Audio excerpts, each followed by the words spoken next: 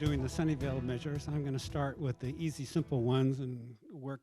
The last one will be the most contentious one, Measure M. So Measure N was placed on the ballot by the City Council. It requires a simple majority to pass. It's entitled the Sunnyvale Essential Services Protection Measure. Since 1969, Sunnyvale has levied a 2% utility users tax on electricity, gas, and intrastate landline phone service. It yields about 5% of Sunnyvale's general fund revenue. In the years since, the revenue yielded by the electricity component has stayed pretty stable. Gas has gone down somewhat because the price of natural gas has declined recent years. But what's really gone down precipitously, as you might guess, is the landline phone component. Because people are switching over to mobile and other new telecoms technology.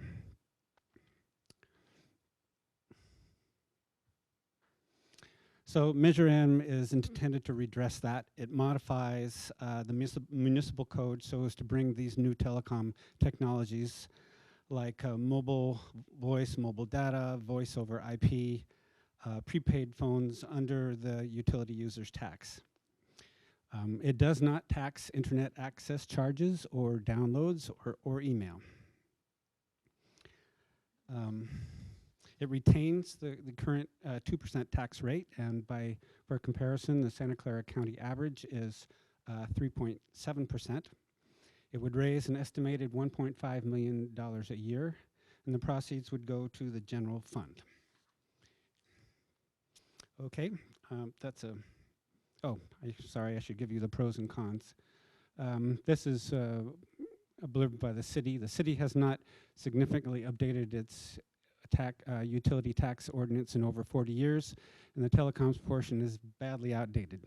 The changes proposed in the measure would ensure that all taxpayers, regardless of the technology they use, will be treated fairly and that everyone pays their fair share. There is no public opposition to Measure N. Okay, I'm going to go on to the next one. This is Measure BB, the Sunnyvale School District Parcel Tax. This was put on the November ballot by the district itself. It extends the current Measure B parcel tax by 7 years. This requires a 2/3 majority to pass. I thought I would go give you some sort of background flavor about Sunnyvale, the Sunnyvale School District. The Sunnyvale School District serves 6,800 students, about 2/3 of Sunnyvale's preschool through middle school students. Enrollment is growing. The cost per student year is about $13,500, and you can compare that to the national average of about $12,000. The average class size is 24.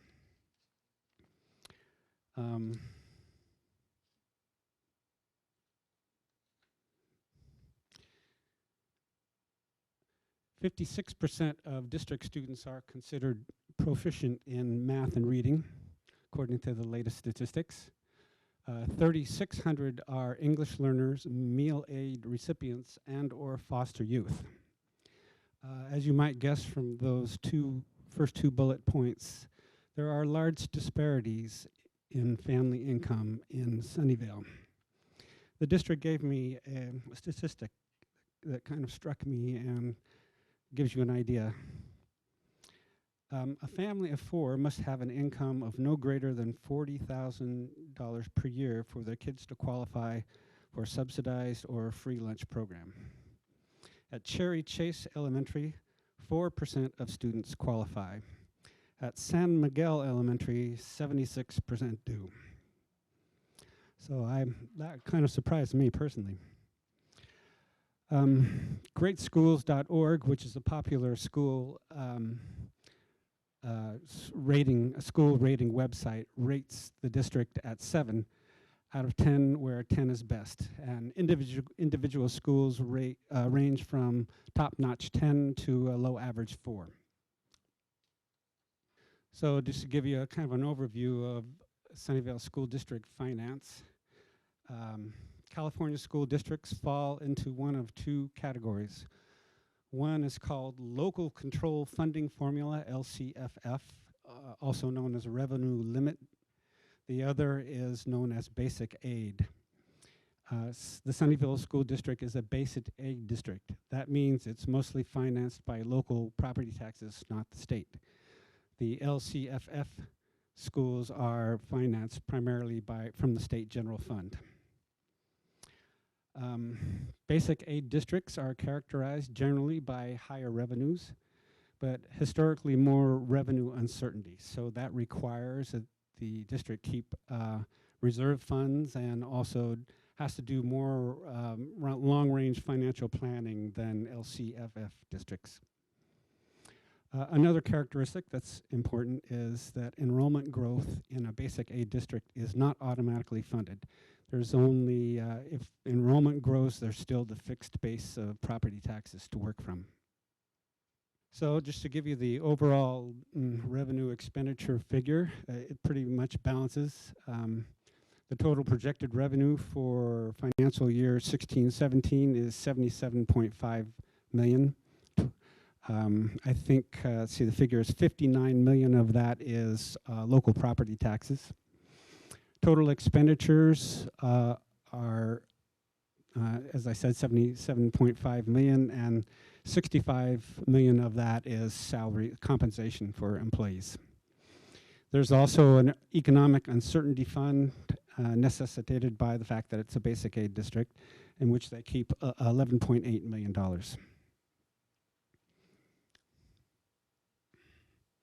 So what will Measure BB do? It extends the current Measure B parcel tax for another 7 years. It takes effect on July 1st, 2018, the day after B expires. It would levy $59 a year per parcel for a total of $413 over the life of the tax. The district projects that BB will raise about $1 million per year. As B currently has, there will be an exemption for seniors.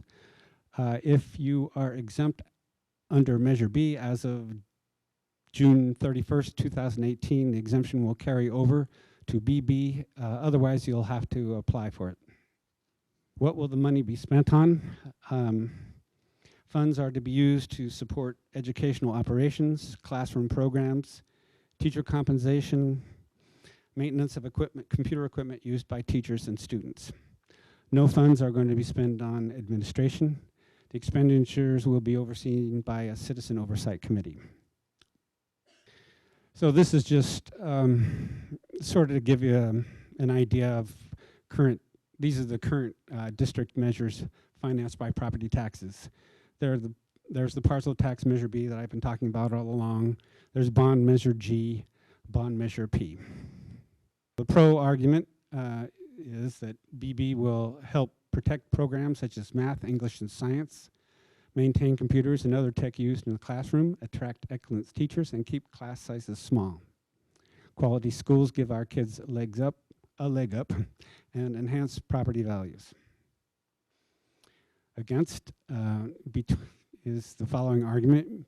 Between financial year 13-14 and financial year 14-15, district revenues jumped by $4.6 million and spending per student increased by $1,049. The district is flush, so why does it need more money?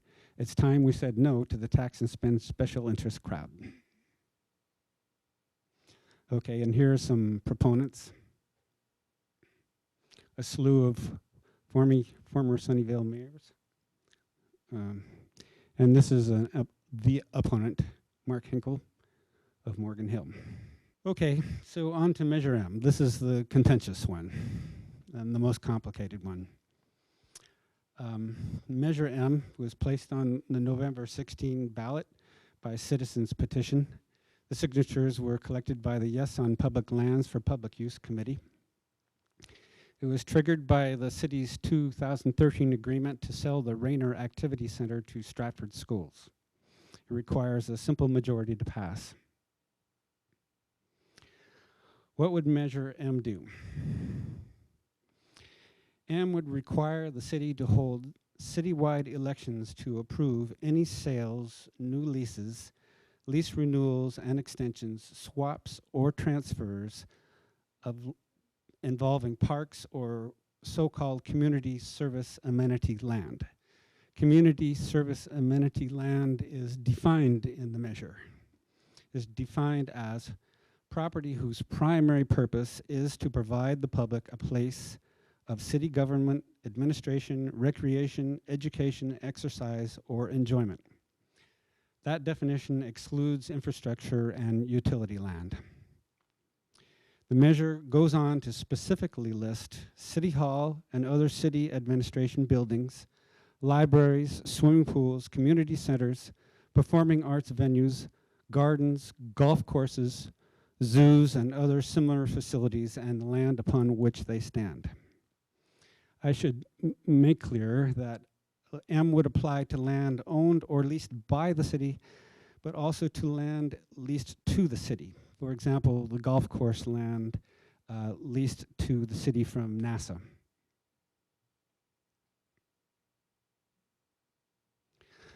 So how are things currently with city land decisions? Land decisions that would require elections under M are now made by the city council without need for a public vote. However, the council is constrained by city policy and by state law when selling or otherwise conveying land out of city ownership. Before land that is intended for sale or conveyance out of city ownership must first be declared surplus property at a public hearing, and that notice of that public hearing must be given no less than 10 days before the hearing to surrounding residents and property owners. State law requires that surplus property first be offered for a prioritized list of purposes, including affordable housing, parks, school facilities. There's about 15 or so items on the list.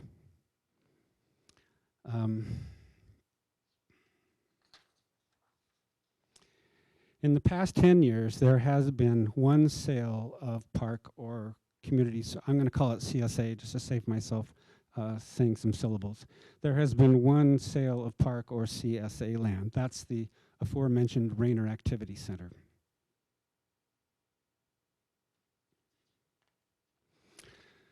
So probably the next question you might come to your mind is, how frequently would city land transactions require an election under M, and how much do elections cost? Well, I'm going to answer the second question first, because it has a bearing on the first one. Let me, at the risk of seeming elementary, let me go through the terminology of an election.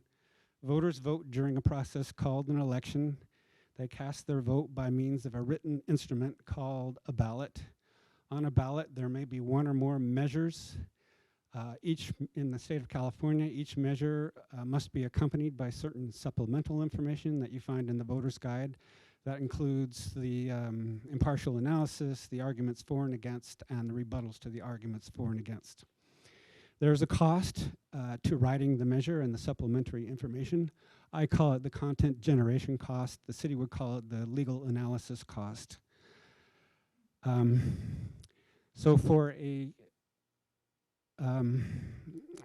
one measure, for a simple measure, a impact study commissioned by the city council estimated that it costs about $100,000 for content generation costs. Admittedly, that's probably a pretty ballpark figure, but it's the best we have, I think. Okay, then the other major component to an election cost, first the content generation cost that I just discussed, the other major component is the ballot cost. the balloting cost. The ballot cost includes the cost of printing and distributing the ballots, of counting and tabulating the votes, of certifying the results. Okay, the ballot costs depend on how many measures there are, how long they are, how long the supplemental information is, depends on how many registered voters there are, but above all, it depends on whether it's held at a special election or a general election. Special elections are at least an order of magnitude more expensive than a general election. A general election is held on a regular bi-yearly cycle. It's consolidated by the county with voting from all around the county, and so the costs are distributed over much more voting than in a special election. The advantage of a special election is the city can hold it anytime it wants to.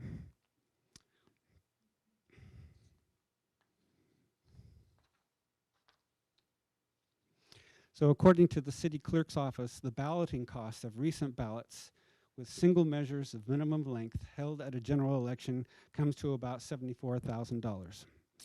So a ballpark figure for a simple minimal measure held at a general election is about $174,000.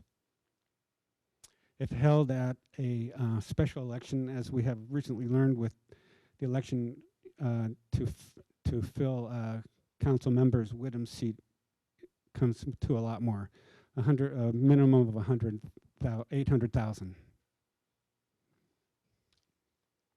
Okay, so back to that first question. How frequently would city land transactions require an election under M? Unfortunately, the answer to this key question is a big fat uncertain and disputed. It's highly uncertain and hotly disputed.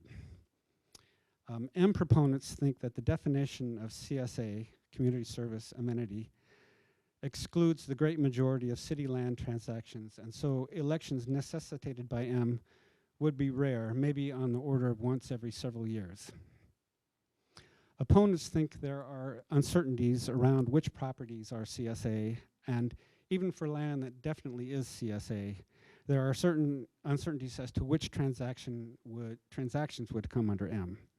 But they think the language clearly does encompass routine transactions like leases, and the number of necessary ballot measures, as opposed to elections per se, but the number of necessary ballot measures would be on the order of several per year.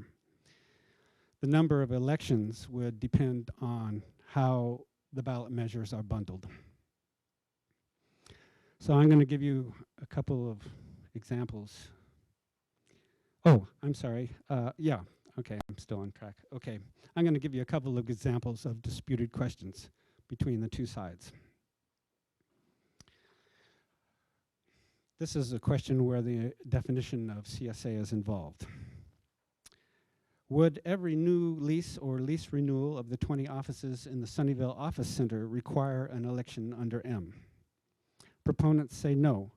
The office center is a commercial property, is clearly not CSA, and no elections would be necessary.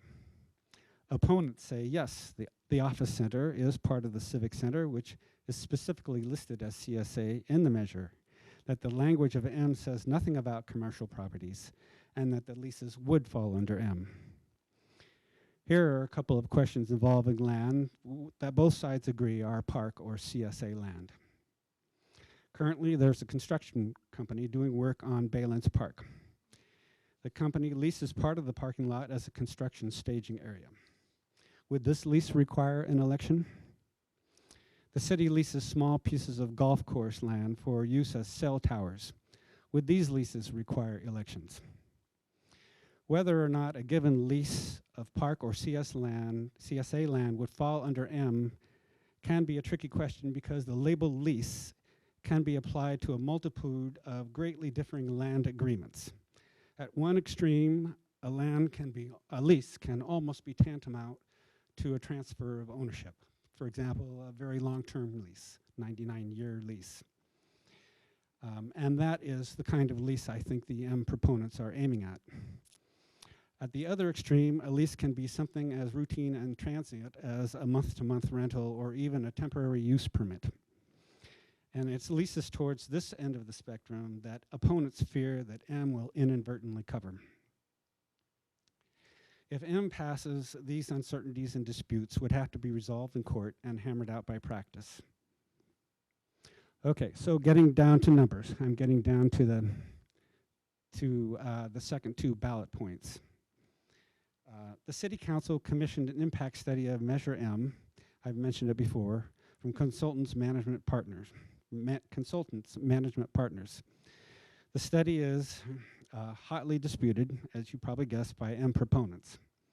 The impact study concluded that out of 110 current land use agreements, 31 to 46 of them would be subject to M.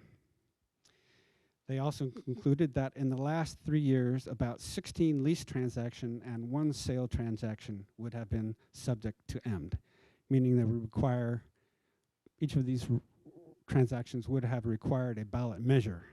Now, it's possible perhaps that the measures could be bundled into elections. The same study concluded that there would be a probable loss of lease revenue to the city due to leases canceled, not entered into, or not renewed, because either it would be too expensive for the city to have the lease, the cost of the election would exceed the revenue from the lease, or the tenant would be discouraged by the uncertainty and delay of voting. The impact study concluded that the loss could be as high as $600,000 per year.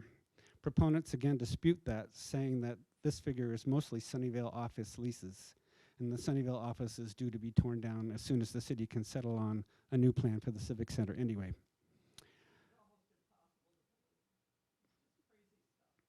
Please, let's hold the comments, okay. They also conclude, the impact also concluded that the city would pay over $100,000 in legal expenses every time someone uses Measure M to challenge a land transaction in court, and that it may be necessary to hire an additional city attorney at about $210,000 a year. So I'm going to give you the pro arguments. Proponents say the cost and scarcity of land in this area puts the council under increasing pressure to sell city land to private interests. Such land is extremely difficult to replace. Current safeguards are or will not be sufficient to withstand these pressures. Elections will be rare and well worth the cost, particularly if the city makes adjustments in its land use practices. Council members come and go, but we have to live with land decisions a long time. The voters should have a voice in the disposition of city lands. Okay, opponents say M is unnecessary. Sales of city land have been rare. The city has actually gained 6.6 acres of parkland in the past 4 years. They say that however M is interpreted by the courts, it would be unworkable and costly because it clearly requires elections for even routine transactions like leases and lease renewals. They say it would likely cause loss of lease revenue. They say M would invite endless litigation which could not be settled quickly because of the overbroadness and vagueness of the language. Okay, so here are some proponents.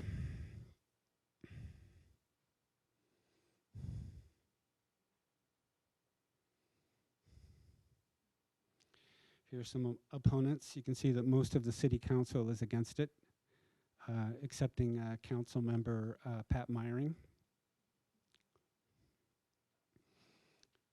And here are some organizations that have come out against it. Okay, so I'm done with the talk. Have we got any questions? Okay.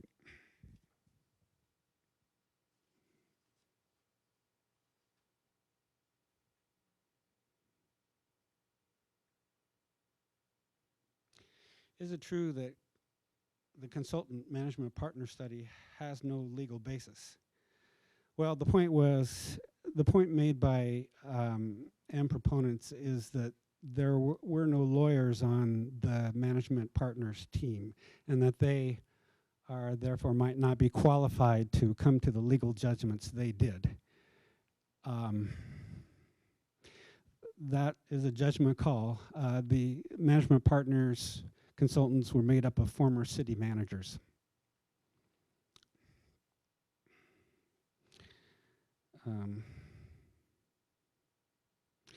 Is it true that the City of Sunnyvale City Council will not make public the legal analysis that they had done? That's true. There has been a legal analysis, and it's true the City Council has not released it.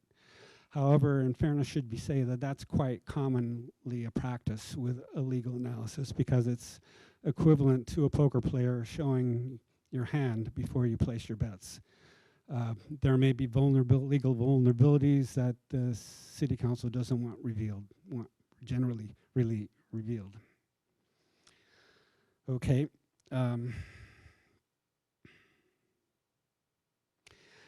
How much will Sunnyvale be on the hook cost-wise per year if Measure M passes? That's an imponderable. I did my best to answer that question. It really depends on how many elections, how many ballot measures turn out to be necessary. What is your authority for being so sure that the independent consultant is wrong on what would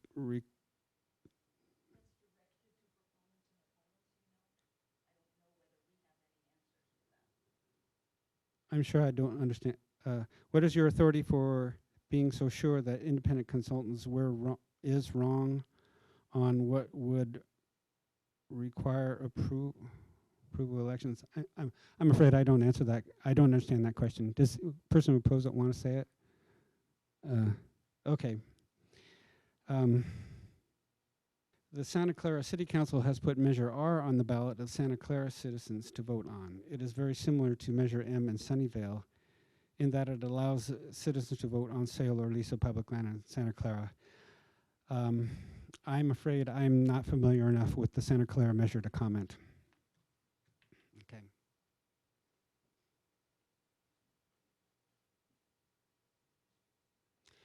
Wasn't the impact statement required by law?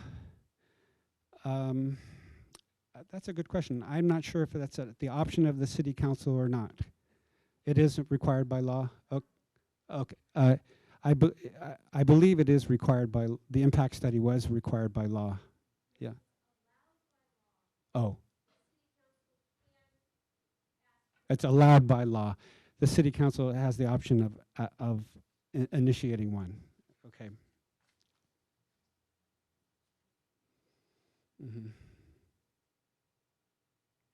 Do other cities in the Bay Area have utility use? Oh, a nice utility users tax question. That covers mobile phone and voice over IP. Yes, the answer is yes. I can't give you exact number, but most cities do.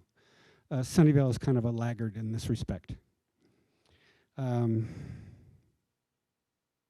Do other cities in the Bay Area have requirements similar to Measure M?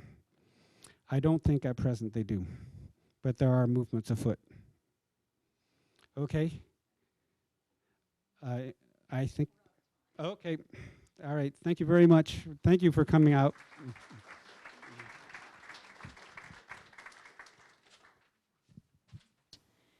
So, one place to look for information, Voters Edge California. It's got financial information, it's got candidate information, it's got analyses of the measures, it's got links to practically everything. This bookmark helps you find it.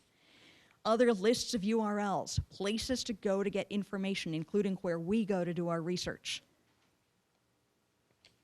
League of Women Voters membership form if you want to help us do this kind of work. You don't have to stand up here and blab. You can lend your expertise and your time and your attention in other ways.